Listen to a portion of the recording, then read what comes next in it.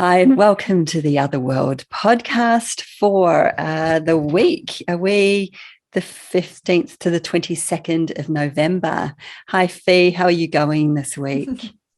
Hi, I'm good. Yes, it's been an interesting week, and lots of strong energy this week, especially around Thursday. Of course, that was a big day. That was a big day last week, and I think we're building up again. I don't know. I'm sure you're going to shed some light on this, but I feel like we're building up to something. I feel like I'm almost in that pause again. We keep going in and out of that little pause, don't we? And I'm just so grateful for the pause. Yes. I think the pause was the Monday to Wednesday. And then on Thursday, my partner Ricky came home and said, "Oh God, what was going on today? Everyone was just in this flux." And I said, "What's today? Oh, it's the 11th of the 11th." I certainly remember saying that we're going to have a pause, and then there's going to be lots happening on that day. So it happened without me even. I didn't have a conscious awareness of what day I was in, but yes, totally noticed it. Yeah, big day, big day. But yes, this week I'm looking forward to seeing. I know what's coming from the numerology, so I'm kind of looking forward to seeing what you're going to bring in. I'm sure Well, it's going to be interesting. Well, I'm only going to speak to one thing this week. Okay. And when I say one thing, that's very complex because it's the first eclipse of the season. Okay. And so it's the lunar eclipse in Taurus that happens on the 19th, 20th. It actually happens here on, I think, the 19th at about 8 p.m. in Sydney. So that's kind of good because it'll be here and visible for us. There's just so many bits to feel into with this eclipse because it's the first eclipse on the new axis, which I kind of talked about at the beginning of the month. It's the Taurus Scorpio axis. But that said, the next eclipse that we've got at the beginning of December is going to be the last eclipse on the old axis, which is the Gemini Sagittarius axis.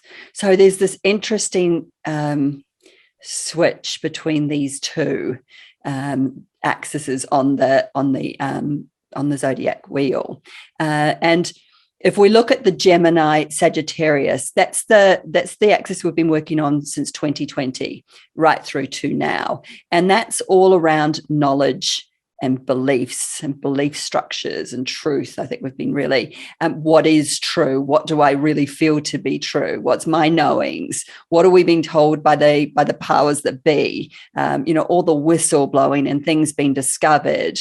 I think we can all agree that has been the theme of the last 2 years, just that really delving into on a personal level, how do I want to live my life and what is true? And I can't just listen to the sources that I've always listened to get that. It has to come from a different place now because, our leaders around the world aren't necessarily leading us from the place that we want to be led from, which is more of that heart-based power. So there's been a massive shift in that axis, and that's where we've been. And now we're moving into the Scorpio Taurus, which is Scorpio is that sort of the hidden realms, the transformation, the emotional depth. And then you've got Taurus, which is very much more bringing it into the physical world. It's more about our value system and how we're living our lives and how we're inhabiting our bodies and moving through the world and manifesting in this world. So that's where we're moving to. And this eclipse that happens this week is the first on that axis, which will span over the next 2 years.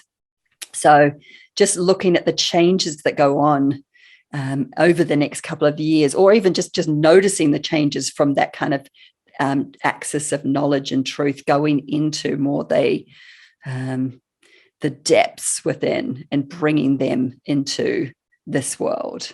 And now I'm going to speak about the North and South nodes because that's what gets activated at these eclipse times. They're massive shake-ups, eclipses. You'll often hear astrologers talk about, oh my God, we're in eclipse season. And it can seem like this almost omen of what can come. But it's because it's such a amazing opening into transformation, and that's not always comfortable. So if we look at it in terms of we can work with these portals that are opening, we can work with the themes that are there. It's helpful. It's not like it's happening to us; it's happening for us. So if we look at it with that lens, then we can use the energy in a positive way to bring change to our lives in a way that we want, that we're empowered in. So the nodes are conjunct the eclipse, and the south node is sitting at the 1st degree of Sagittarius. The nodes are actually in retrograde, so they're going to be swapping from Sagittarius into Scorpio. And at that 1 degree point, it is also conjunct with Vesta. And Vesta is the goddess of home and hearth. She's like the inner flame, that place that is you before you were born, that place of what you're here to do, what you're here to create, your purpose and your calling. She almost just holds a space for that inner burning light. And she's sitting on the south node. So I think we can expect very old lineage lines, ancestral patterns to maybe be ignited at this eclipse. Ways things have always been. So if I just give you an example, if I look at me and I look at my lineage, and I think a lot of us will have something similar in that we have this line of women that served in a place of home and family, and maybe other things that they could be passionate about, other things that they wanted to create in the world. They just couldn't. They didn't have the ability or the freedom to be able to do the things that maybe they wanted to do. I mean, I look at my mum, and she started painting when she was in her 70s after my father passed. That she was so creative, my mother, but she had 9 children. She spent her life doing that. And I think that goes back generations. And so that south node is that piece, and that Vesta being that creative center, or that flame of what you came in with to put into this world. That's where we need to start unpicking, how can I step forward in a way that the generations that came before me maybe weren't able to?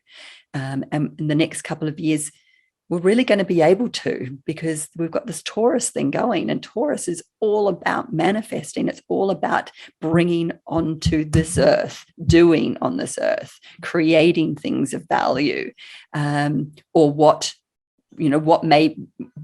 is of value to us. So I'm not specifically talking in a monetary way, more in just the life that you can create that is of value, or of more value to you. And the eclipse being in Taurus is ruled by Venus, and Venus rules our heart. She rules love. She rules finances. She speaks to what are we worth? What do we value? And as just before we go into the eclipse, she's square Chiron, and Chiron are our wounds. So from every sort of corner, we're getting the same messaging, which is that what are some old, outdated beliefs that are sitting there, or wounds that we've had for a very long time, probably past lives, but maybe have surfaced again and again and again, can feel a bit like a broken record, but we're getting to a new layer of breaking through some cycles. Not just for us personally, because ultimately when we break them for us personally, we will help the collective move forward in a new way on this planet, creating value and manifesting things on this planet in a way that's never been before. So there's so much that we're now moving into in this cycle. And there's also with this eclipse, you've got Uranus also sitting in Taurus. So you've got this uncomfortable planet sitting in the sign of, I don't want to move, I don't want to change. But Uranus is the planet of change. So again, it's that shaking to get to stir up the stuff that really needs to change. The Uranus-Saturn square is getting closer and closer together. They're only, I think, about 4 degrees apart. But Kali, the asteroid Kali, is in an exact square to Uranus during this eclipse. So that's she's the goddess that takes off heads if you're not in your truth. And she's square that place of radical change. So it doesn't necessarily spell for a peaceful, quiet week, more a deep and delving, interesting, with the ability to step forward in many ways. So for me, I'm just like, oh, hell yeah, I love this stuff.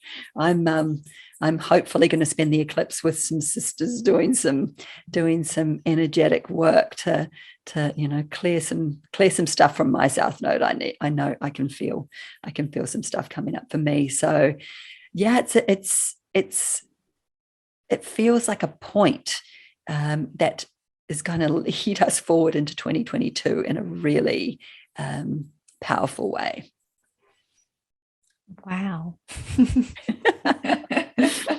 I don't know if I have any other words for it. I have an interesting thing, though. I mean, if you could maybe just explain for those people that don't know, because I'm one of those people, and I know you have told me this before, which is sad. But what's the relevance of our south and north node, not mode? Yeah, south and north node. So they're the 2 points on the ecliptic where the moon goes above and beyond and crosses over our ecliptic. So the south part of that is the past and the north part of that is the future, where we're going to. But they're also known as our karma, what we brought in with us, and our dharma, where we're going to. So the south node is what we brought in with us and the north node is where we're headed. At the same time, the way I look at it is that we're the intersection of those 2 points in the now. So it's almost not like a from here to here. It's like a bring it into this moment, knowing that those 2 points are there, the karma and the dharma, or our north and south nodes. And I love that way of looking at it, of course, because I'm a balanced person. So that feels really aligned to me. Beautiful. Well, yes, it's going to be an interesting week, and that because I think you mentioned in the last podcast that we're going into eclipse season. So we've got this one this week, and then some more coming up. Is that right? We've got another one at the beginning of December, which is the Sagittarian solar eclipse. I actually think that one's going to be an amazing one to see. Because it'll happen during the day.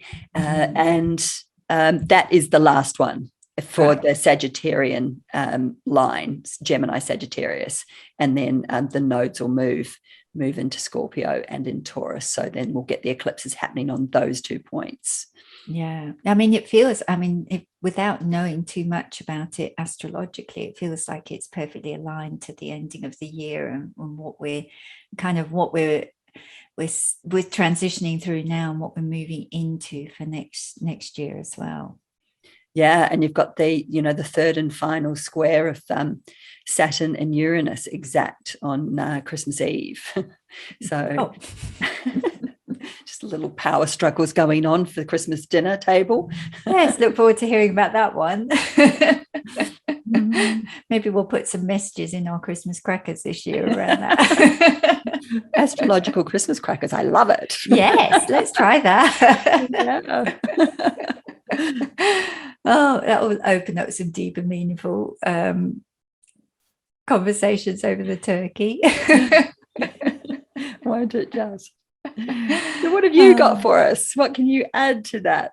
Well, I don't know if I'm so much adding, maybe a different perspective. Let's see where this goes today.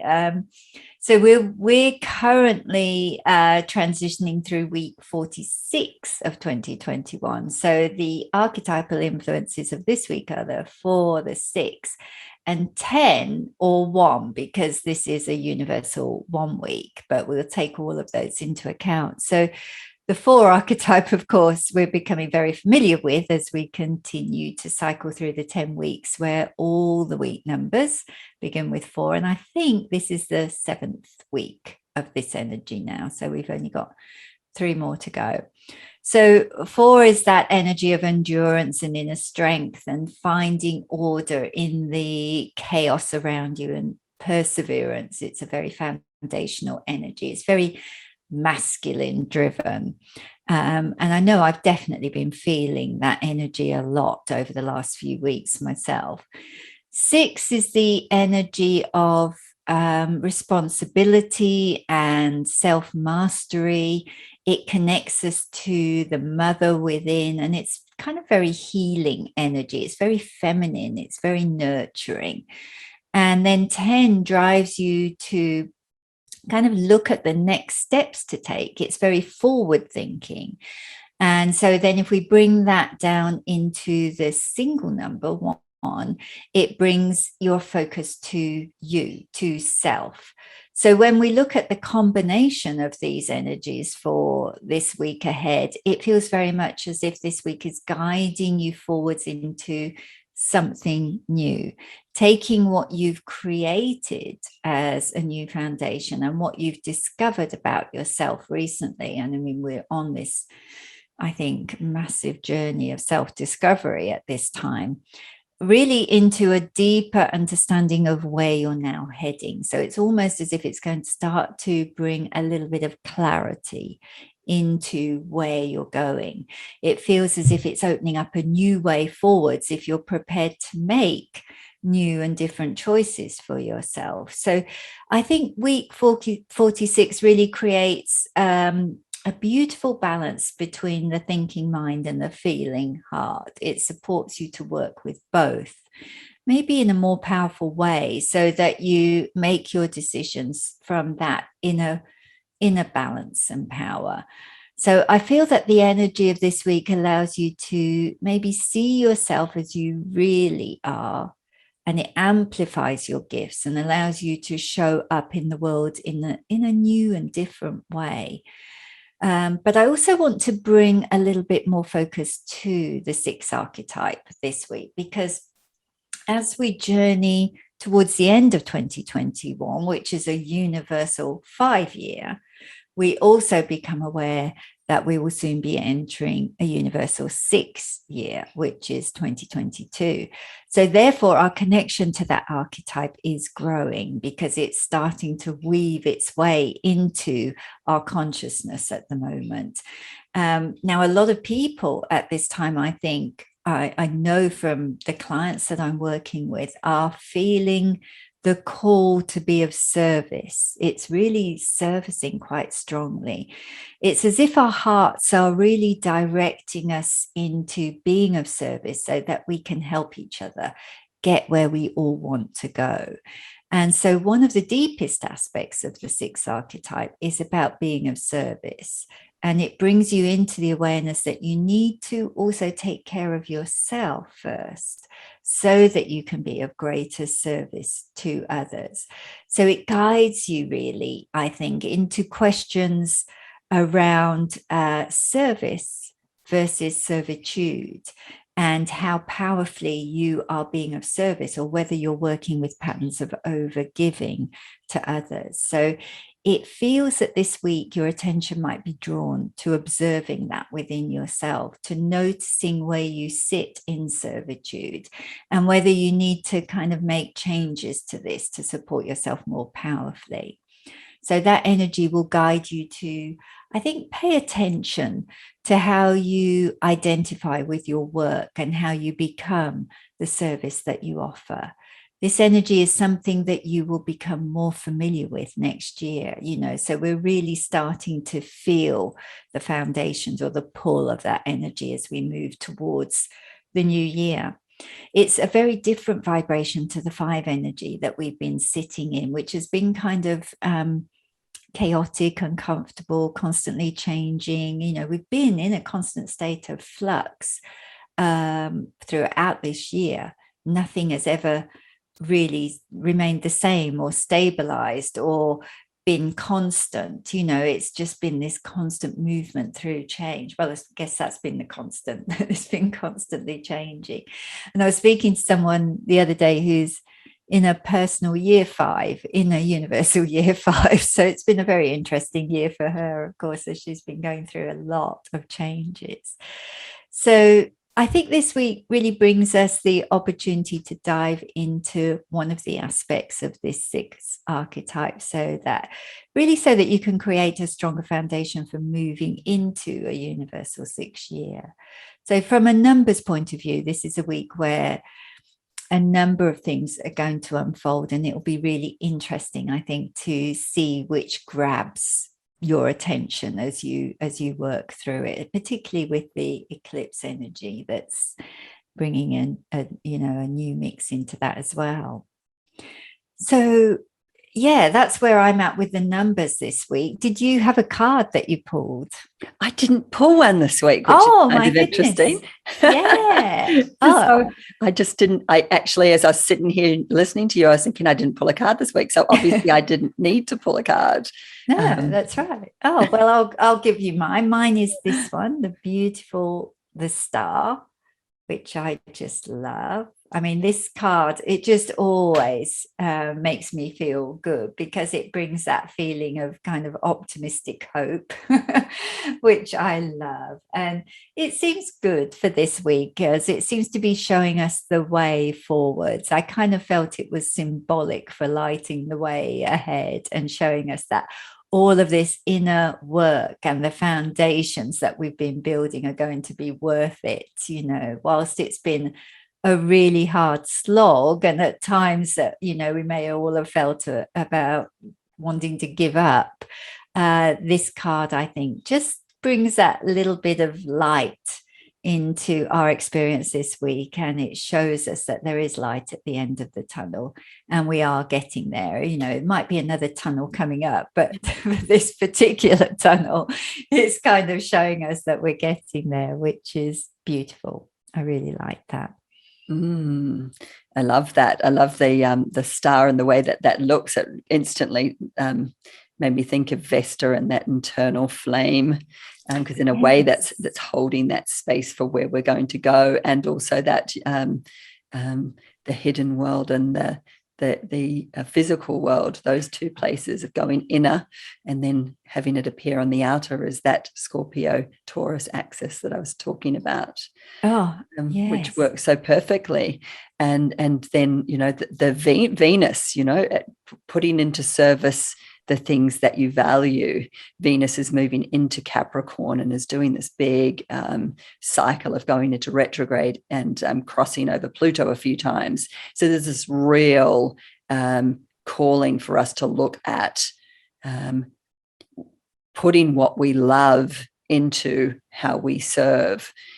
Capricorn is the sign of physical work and structures. So it's bringing that heart to that place that's been, I guess, eroded over the last couple of years. So that's so ties in all the numbers as well. Yes. Beautiful. And then the message from the Akasha this week was this one. It was that you may already be feeling the weariness that can surface in your body as you near the end of a long and arduous journey.